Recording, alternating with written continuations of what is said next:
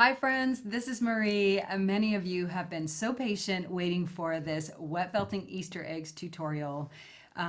This is what we're making, cute little Easter eggs, either whole or cut open with a little prize or treat inside.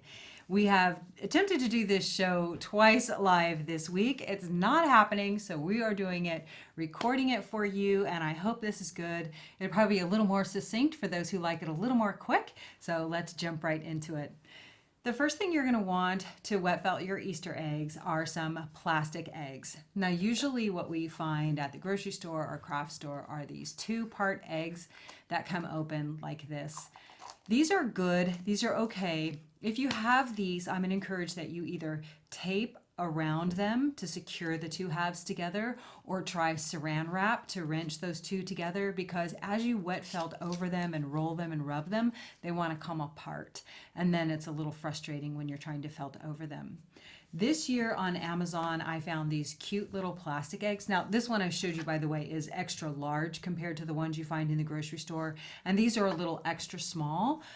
So these eggs right here are wet felted over them.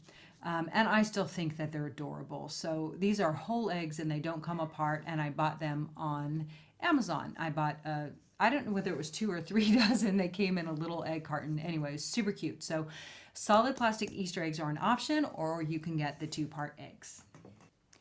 Once you've chosen which eggs you're going to use, or try both if that's what you like, then I recommend for other tools, let's look at your other tools. I am wet felting these eggs and using the most minimal of tools. So we have our wet felting soap. This is our imported olive oil soap. I have a bamboo mat. These are made just for us. There's no dye anywhere in the process, and the reeds are really solid and rounded. There's no splintering happening. And some room temperature water is completely fine to start, and a towel, and that's really all you need to wet felt these. But if you want a little more help, or if you're working with kids, then you might want to get some knee-high pantyhose in any color, just as long as you can put your hand inside. Now, for other tools, you might want a little block of foam and felting needles. Just a couple, of fine and a medium is okay. And that's optional, but is good for decor. And then you might consider some embroidery floss for embellishment, some scissors, some sewing needles, and just a few things like that to decorate your Easter eggs, including other wool colors when we're all done. So let's look at the fibers that we used.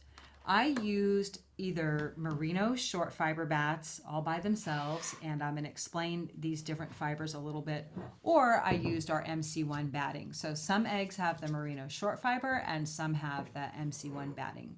For those of you who aren't familiar, I'm going to explain it very quickly, the difference between these two fibers. Now, so merino short fiber bats, merino is the breed, short fiber talks about the length of the staple, and bat is how it's processed. These are a 19 micron.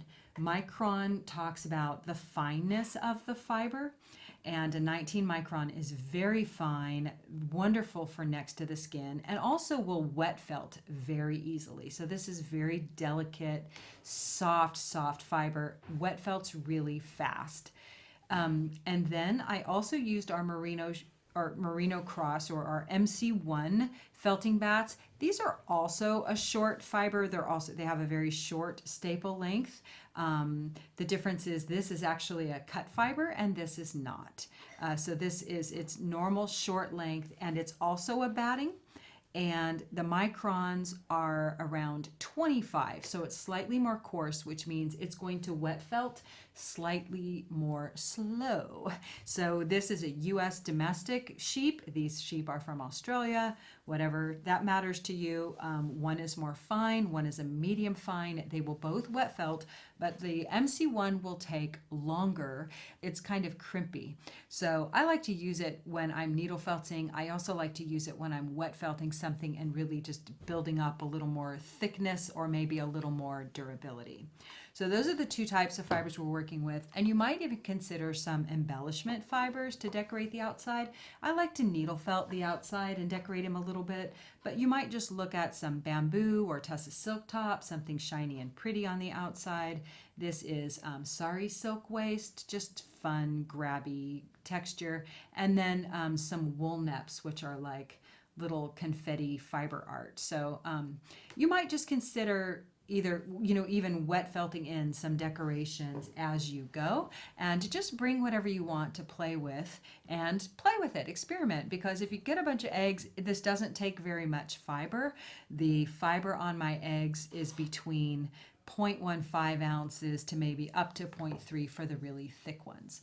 So let's look at the difference between these. This egg right here, I wet felted and left it solid. A couple of these eggs, I wet felted and left them solid, meaning I left the egg inside and didn't intend to cut them open. So now these embellishments aren't wet felted down super hard, but you have to expect that you're actually, by leaving the egg inside, and the egg is a resist, by leaving this inside, you're preventing this fiber from felting down as much as it normally would. So if you're leaving the egg inside, you're going to inhibit the fibers getting closer and closer together because they can't, because this resist is holding them apart. But it's still really cute in a bowl, and it's a sweet decoration. It's not like meant to be used for lawn bowling. So it's okay that it's a little bit delicate. If you want everything really laying down, you can try tacking it down with your felting needle. So we're going to look at this, and then we're going to look at this here. So this is the MC1 batting, wet felted over an egg with the idea of cutting it open to put a little treat inside. Okay, first we're going to look at wet felting with the merino short fiber bats. And here I'm working with just a sweet lilac color. Notice that we're going to do very thin layers over the egg, and you want your fiber to be nice and even. So here I'm just making even strips that are fairly thin, and we're going to wrap them around the egg. You want to wrap it as snugly as possible, but I'll warn you that these eggs are slippery little suckers, and the fiber wants to kind of slip around. So it's going to cover itself in a couple of layers. We're going to do a couple of layers, but I don't want it too bulky in one area. So pull off the balance when you reach a happy point, like maybe you've gone around the egg twice with that fiber. And then I like to get it a little bit wet with my ball broth, and that water's just a little bit soapy. I swished the soap around in it. But then I'm going to pat it down so that it hugs the egg and wrap it crosswise with the next layer of fiber. So again, just try and keep it as tight as you can. You can even use your table to lay it down and roll it on. And you just want nice, even layers, so not too bulky in one area. Now, I like to add a little bit of soap to the outside, so you'll see me do that with my hand and just kind of pat it into the fiber. The soap really acts as a nice glue to help hold everything down. It's a very high vegetable oil content, but it also helps change the pH of the fiber and open up the scales so that they're more easily interlocked. Right now, I'm gently rolling this in the palm of my hands without too much pressure to create essentially a pre-felt before we add any of our embellishment fibers. So you just kind of want to get a basic skin forming, and this is real time, so you can see actually how much time is spent, so that there's no fudging there. Now I'm just going to add a few embellishment fibers. Like I said, I really enjoy adding my decoration after I have a nice fabric completely felted and dry. But if you want to add some embellishment fibers, this might be worth playing with and just have some fun if you can be a little more free-for-all. If you've ever, this is bamboo top, by the way, and I think this is Rapids, which is a variegated blue. If you've ever wet felted over soap, you know that you kind of have to give up some control if you're putting on a design layer while you are wet felting. Otherwise, if you really want to control the design layer, then you might just do it after the item is felted. I'm just tapping on the sari silk waist here, getting it to kind of lay down. And it doesn't integrate all that great with this short fiber bat in this type of process. It's just barely on there, honestly, after it's all dried. And here I'm just sprinkling on some neps.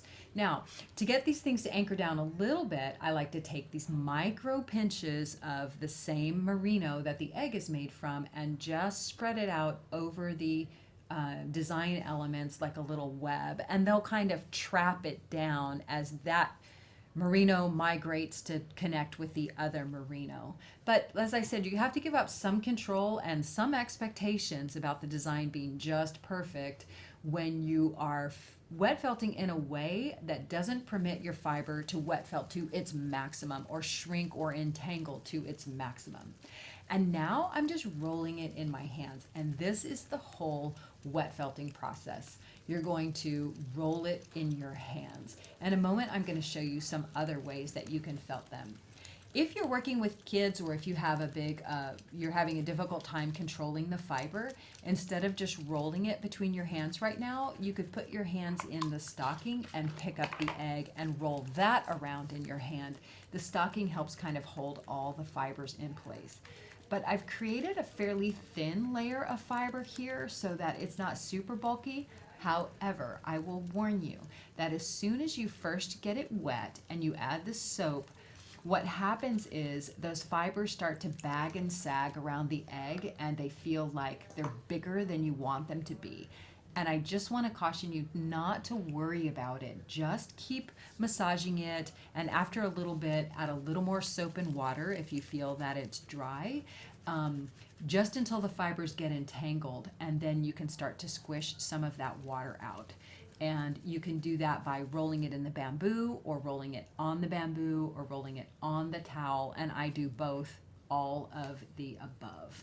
But so right here, anywhere where the embellishment fibers aren't quite sticking down, I just add a little more fiber over the top, and then a little more water, a little more soap, and keep rubbing it in your hands. Depending on how fast your particular fiber felts, whatever fiber you're working with, this might take a little longer than you expect. This entire egg, from start to finish, took about 7 minutes, and we laid this all out, like I said, in real time. So it's not super fast with every egg, and it goes a little bit slower when you add the embellishment fibers on top, or if your fiber is more coarse than this 19 micron. So here it is felted. Now you can just leave it sit and wait till the next day for it to dry to see how well everything's stuck, and then rinse it out. Or you could rinse it out now and leave it sit overnight and see how that looks for you. But that's the whole process for just wet felting over the egg and leaving it in the egg. When you rinse it, whether it's the same day or the next day, just make sure you rinse all of the soap out, and you can put a little splash of vinegar in your water if you want to make sure that you cut all of the soap out, and just like soak it for about 15 minutes. And really just a splash, a couple of tablespoons and a little bowl of water will be just fine. So that is wet felting the merino short fiber egg. And now let me show you what I like to do is a little bit different with the MC1 batting when felting these eggs. So here we are. With the MC1 batting, we're going to wrap the egg just like we did with the merino short fiber. Give it at least a couple of rounds so that your egg is fully covered. Pull off the balance so that you always have that nice tapering. And then I'm going to use my felting needle just to get this fiber laying down and fully attached. So I'm not felting it very much at all. I'm just tacking down what are the loose ends. So that last end where I tore it off, I'm needle felting that so it lays down. And then I'm using the felting needle to cover the ends of the egg as much as possible. We're still going to do a cross layer, but Because this fiber, the MC1 fiber, what you'll notice when you wet felt with it is it tends to require a little more soap and a little more water. It's like the fiber doesn't absorb the water quite as readily as the fine fibers. So since it takes a little bit longer, you tend to add a little bit more, and that volume kind of impacts just you getting started on the felting. Using the felting needle to kind of get everything laying down keeps it from slip sliding off the egg. And I just found this really helpful myself. Okay, so for my crosswise layer, what I want to do is, and I'm gonna actually have an inside color and an outside color, and that's just a preference. So I'm using a different color on the outside. The inside is mandarin, we call it, and then the outside is berry. And the outside now I'm covering with a different color. And again, I'm just tacking down the initial join so that it's going to integrate with the fiber below. And then I'm going to cover the outside of the egg completely, so across and then around with the berry color.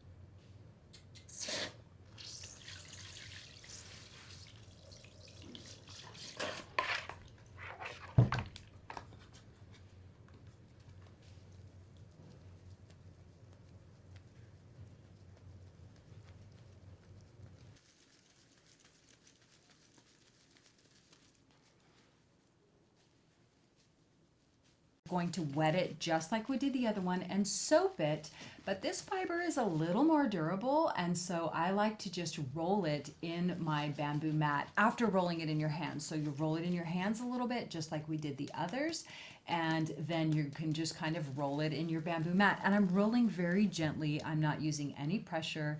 I roll it around what would be the say the east-west axis of the egg, and then also I roll it around what would be the east-west axis of the egg, but then I also roll it in the bamboo mat this way. And that's the only difference between how I felted this egg and this egg. So this one I wetted just the same. I rolled it in my palms just the same. You'll notice that it is baggy and airy, but then if you roll it in the bamboo mat this way and this way, then it will help take up all that girth. So you want your egg to be nicely covered. You want it to not really have any folds, and don't worry about it if initially you get some folds. Then just next time, meaning like little creases in your egg, next time just try and get it a little more tight, wrap it a little more tight, and just be willing to take the time to roll it and to use the bamboo mat, because I found the bamboo mat to be very helpful in getting this to just actually hug the egg. When your eggs are all dry, and if you have some that you're ready to cut open, then you can move on to the next stage.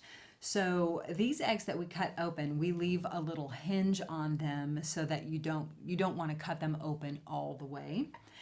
Here are 3 little ones that I've made. These 2 have ribbon closures, and this one has it just reminds me of a journal closure, or like a little kind of locket closure. So this is just 2 little half beads needle felted onto the surface of the egg, and then I terminated the embroidery floss right out there so that you can hinge it closed like that. And when you open this, you can put a little present inside, or money, or I don't know, Easter eggs or something. This little one, these have the blanket stitch around the mouth. This one, we've secured the ribbon onto the back with a stitch. You can match the ribbon or match the egg, whatever you like. This one has a little locket inside, and I just needle felted this little tiny bunny face on there, and then did some simple embroidery stitching around the face. And this guy is similar with a ribbon enclosure. a blanket stitch around the outside, just a little tiny needle felted design there, nothing more than some suggestion of flowers. And then we made this cute little thing, chickish thing to go inside. So again, you can put in there whatever you want. So you can decide whether you cut your eggs equally in half or you make the top just a little bit smaller. But you want a super pointy scissors for that. And you might also want to mark where you're going to cut open the egg by running a string around it. And if you're not sure, you want to remember where to stop, where to terminate, or at least initially terminate, then mark the area with some pins so that you just don't go too far. And on mine, on the back, it's about, let's just see, I don't measure all that much, but it's about to my knuckle. So this one might be a little shy. I might just make it a little bit bigger. So that, yeah, it's about a knuckle length. I don't know, maybe 2 inches, at least 2 inches across the back. And then we can cut around the face of it.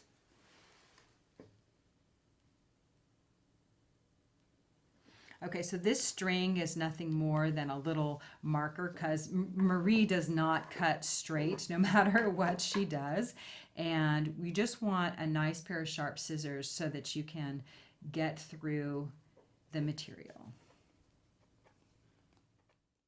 Once you know you've really hit plastic and you can see the plastic in there, then just gently cut your way around. Again, you want your sharpest scissors for this and cut your way around your little circle.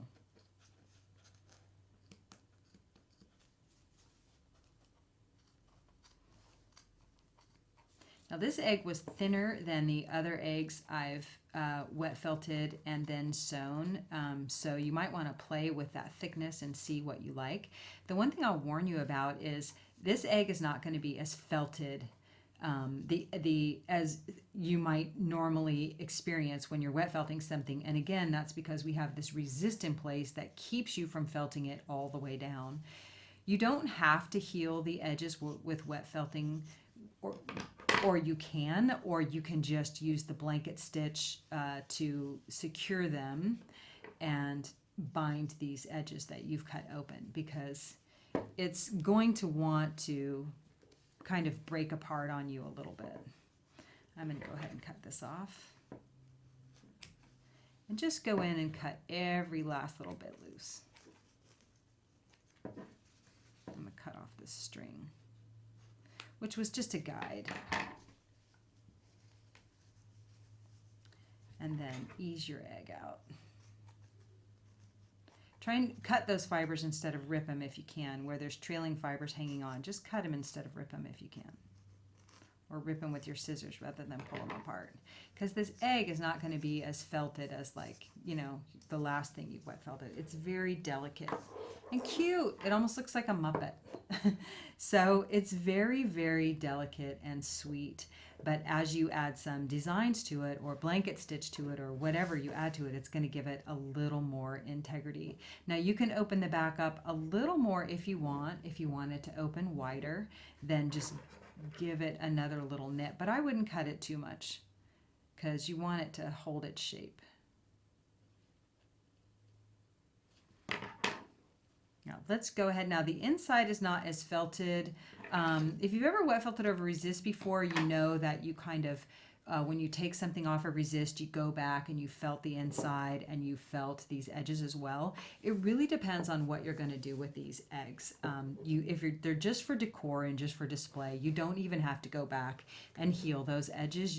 Or even the insides even more, you can leave them just as they are. If you're giving them to your kids to play with, well, you might consider that. You might see that some of the layers are a little more loose than you like, and you might go back and wet felt them just a little bit. But to do the decoration around the edge of the blanket stitch, you've probably seen me do the blanket stitch a few times if you're not familiar with it. And I would say to start on the inside, you might even want to give it a little knot, especially if kids are going to play with it. Often people who do embroidery don't knot at all, but you might want to give yourself just a little starting knot so that you can be sure that you don't pull through. And then we'll just do a little blanket stitch here.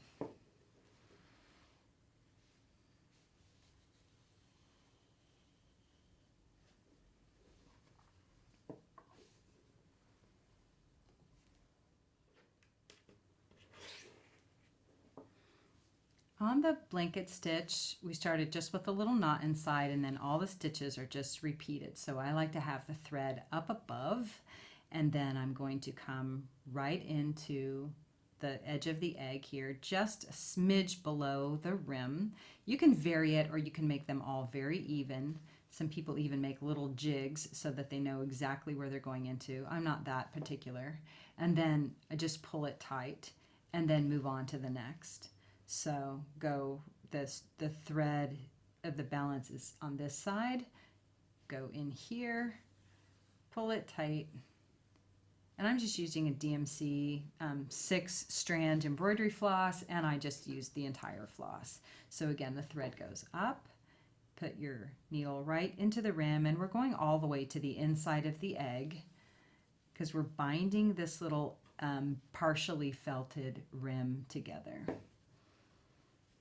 Thread up, and then you can just continue around the top rim of the egg. You can use all the one same floss.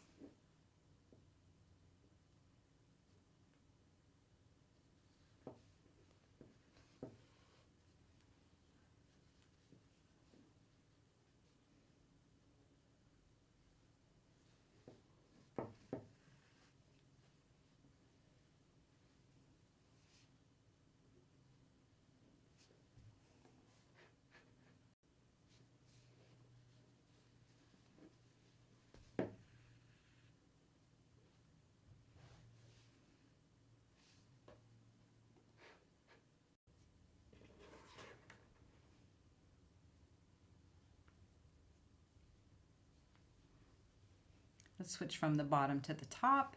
I'm just going to give myself a little anchoring stitch here.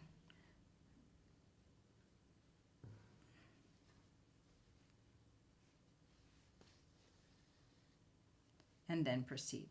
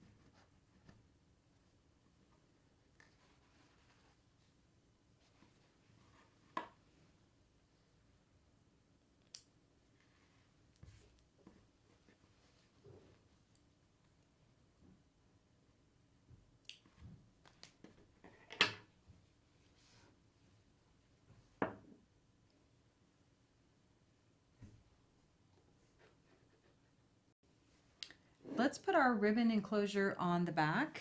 If you just need a little helper, always use your pins and just mark, kind of where you want that middle to be.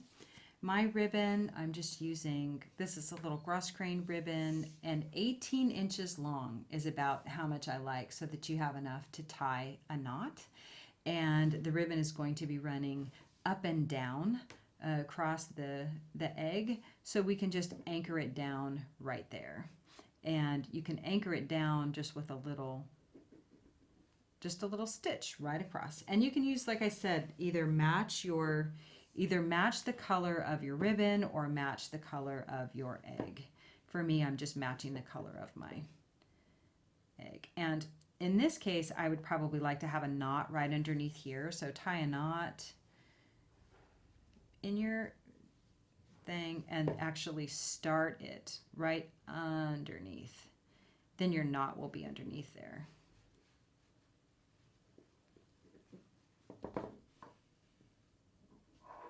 And we'll cut that tail off.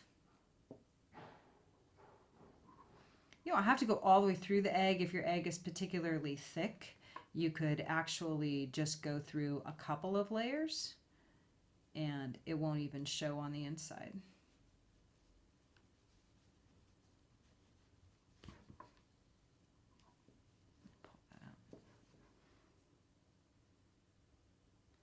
And then I'm going to, let's see, I'll just run 2 stitches for this sake. And then what I'll do is terminate it underneath again. So I'm going to run just underneath the ribbon here, and then we'll tie a little knot as close as you can to the ribbon so that you can kind of tuck it under there. Or you can just go through once more and plan for it not to come out. Go through once more and come out the other side if you don't want to tie a knot. Just weave your little thread right under there. I'm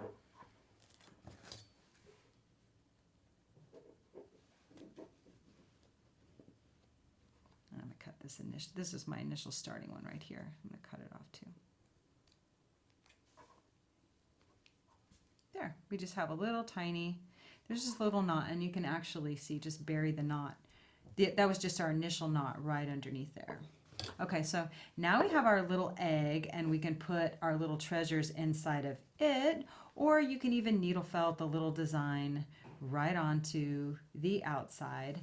And if you want your eggs to be more stiff, then add more fiber so that they get denser. I would say just start delicate first until you get a feel, because the more fiber you have on, the more you're likely to get these crinkles as it tries to shrink down and kind of buckles on itself. And the other thing you can do if you want it a little more stiff than this delicate little egg is you could paint the inside with a 50-50 solution of fabric hardener or fabric stiffener and water. I would paint the inside instead of the outside so that you still have the delicate hand of the fibers on the outside. And of course, you can also needle felt on some designs.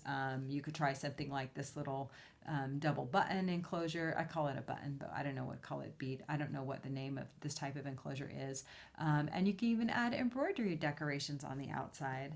So whatever you choose to do with your eggs, whether you leave them whole and just felt over eggs so that you can fill them in a bowl or decorate them. You can try and embroider on those. It's a very delicate process. Or whether you fill them. I hope that you'll share them with us. You can share them in our Facebook group, which is where we share things all week long. You can also tag us on Instagram. All the supplies for this tutorial, you can follow the link in the description, and you can even download a PDF of the supplies that we use today. I think almost all of them are on there, and those are available on our website. And as always, if you're looking for more involved tutorials, please check out our school, feltingtutorials.com. Loads of things there. We're launching new classes this spring as well. Very excited to share those with you. And just thank you so much for hanging out and watching this tutorial. I can't wait to see your wet felted Easter eggs. Until next time, y'all. Bye. Be good to yourselves.